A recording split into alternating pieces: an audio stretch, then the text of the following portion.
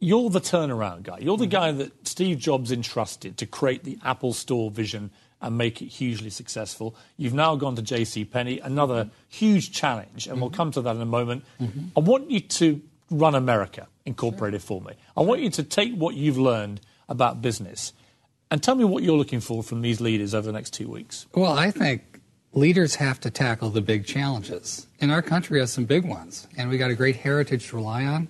But clearly the government deficit and jobs are extraordinary challenges for our country, and we got to take them on.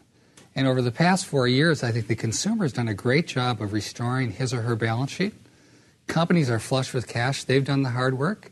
We need our government to come together and start to solve these long-term challenges. Do you think either Romney or Obama is being courageous enough with their plan for the economy?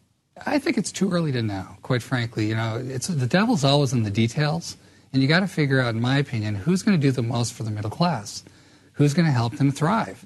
This country's always thrived when the middle class succeeds, and that's who's struggling now. We need great new jobs. We need to restore balance sheets. We need to get more money into people's pockets, and they'll respond. But someone's got to get involved with the details to make sure that happens. It also needs, I think, big business leaders to take, I think, what I would call calculated gambles that will cost money in the short term but may pay longer-term, bigger dividends. And the classic example is your old firm, Apple. Right. I've had a bugbear about this for a while, that Apple is now the most valuable company in the history of America.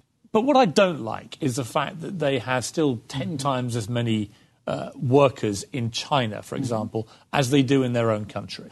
What is stopping them doing what Howard Schultz from Starbucks articulated to me as moral capitalism, bringing back a large proportion, not even a large proportion, say 20% of their jobs in China, putting them back into America, and taking a little wage that the American public will then reward them for that patriotic hit on their balance sheet by going out and buying more products? Yeah, I think it's an interesting idea. Could it work? Everyone tells me in the business world, you know what you're talking about. Well, I think they're never going to do that. It's like everything. Every journey begins with the first step.